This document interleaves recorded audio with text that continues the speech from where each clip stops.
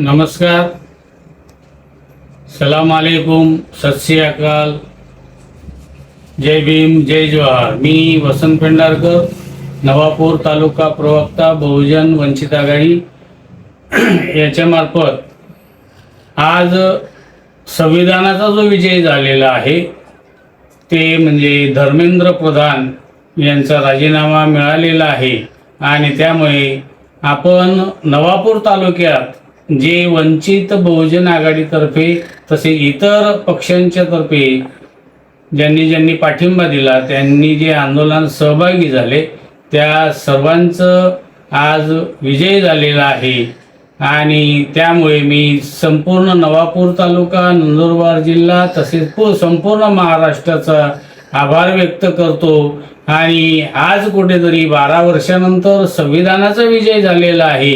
12 वर्षे हे सरकार आपल्या मनमानी कारभार करत होतं आणि या जंतर मंतरवर झालेल्या आंदोलनामुळे काँग्रेस पक्षाने केलेल्या आंदोलनामुळे आणि संपूर्ण भारतातील तरुणांनी